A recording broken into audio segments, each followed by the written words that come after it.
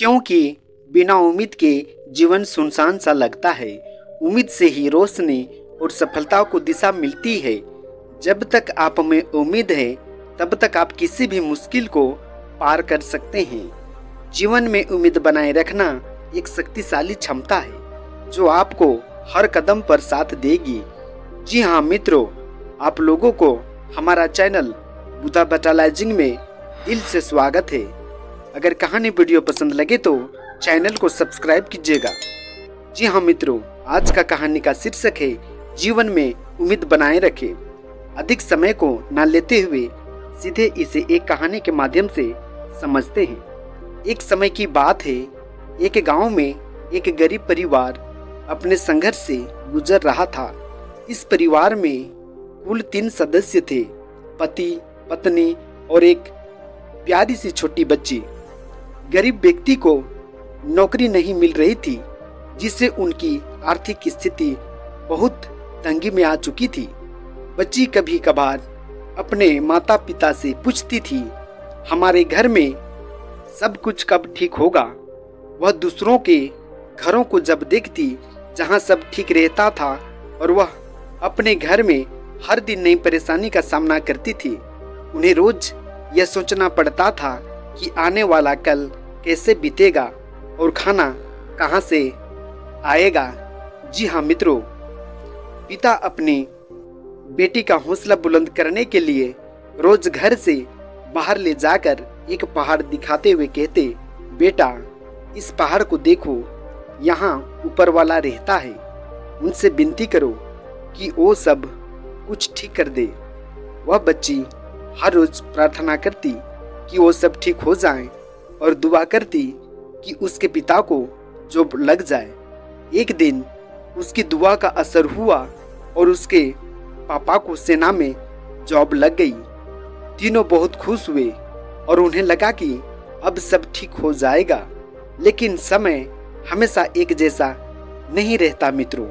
कुछ दिनों बाद इस राज्य पर दूसरे राज्य ने आक्रमण लड़ाई करना शुरू कर दिया।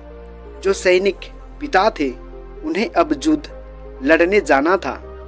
जब वे अपने परिवार से प्यार लेकर विदा हो रहे थे तब उनकी बच्ची उनसे गले लगकर रोने लगी और कहने लगी, पापा आप मत जाओ, मैंने आपके लिए ऐसी नौकरी मांग ली जिसके कारण आपके जान पर मौत बन आई है, मत जाओ, हमारे साथ रहो। पिता उसे समझाते हैं, मुझे जाना ही होगा मेरी बच्ची, इस राज्य के लिए जान भी चली जाए तो कोई बात नहीं है। ये सब सुनकर बच्ची और ज्यादा रोने लगी।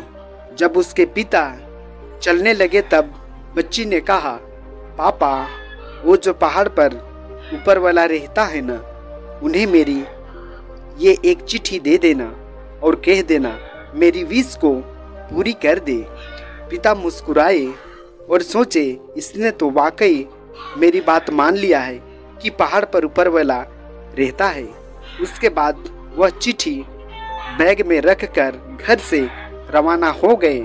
अपने बाकी सैनिकों से मिले और जो टुकड़ी थी वह युद्ध के लिए निकल गई। बच्ची के पिता को मालूम नहीं था कि वे लोग युद्ध को नहीं जीत पाएंगे। उन्हें विश्वास था क्योंकि उनकी तरफ के काफी सैनिक मारे जा रहे थे। पिता के सरहद पहुंचने से पहले एक पोस्ट ऑफिस आता था। सैनिक पिता ने एक चिट्ठी लिख डाली और उस पर लिखा था, बेटा माफ करना, यहाँ कोई ऊपर वाला नहीं रहता है, मैं तो सिर्फ तुम्हारा हौसला बढ़ा रहा था। पिता ने सोचा कि यह चिट्ठी वापस घर भेज देता हूँ, बच्ची को मिल जाएगी और वह समझ जाएगी पापा झूठ बोलते थे, पहाड़ के पास कोई ऊपर वाला नहीं रहता है।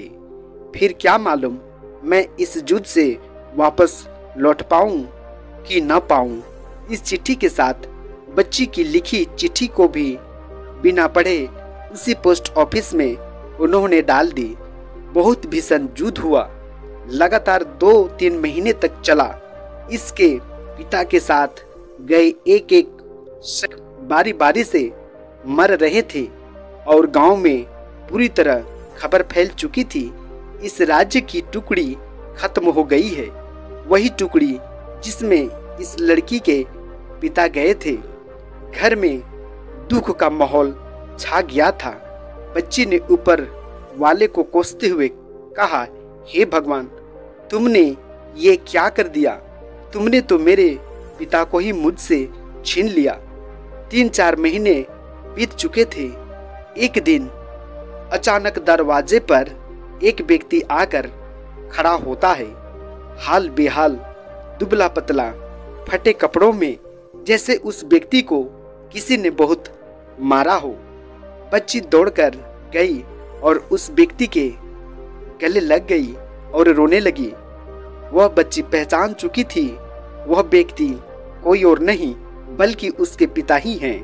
अपनी बच्ची से मिलने की खुशी में उसके पिता भी जोर जोर से रो रहे थे।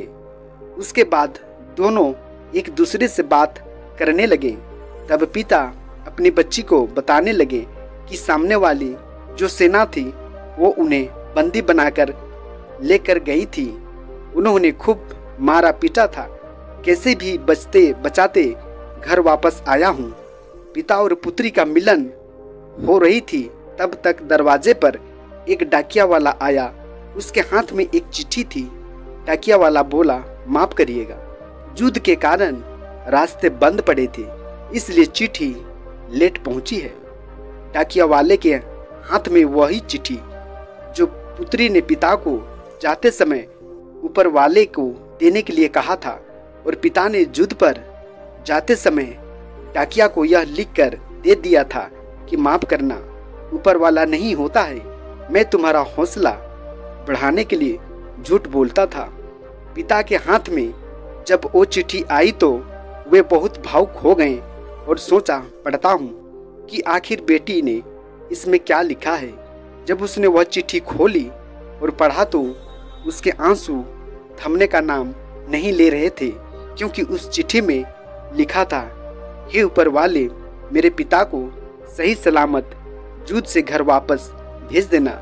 मित्रों, इस कहानी से हमें यह सीखने को मिलता है कि जैसे एक पिता ने अपनी बच्ची का हौसला बढ़ाने के लिए उसे एक उम्मीद दी, चाहे वो उम्मीद झूठी थी, लेकिन उस बच्ची का विश्वास सच्चा बना, वैसे ही आपको अपने जीवन या हर उस इंसान को उम्मीद देनी चाहिए जो बिल्कुल हार चुका है, जो अंदर से टूट चुका है।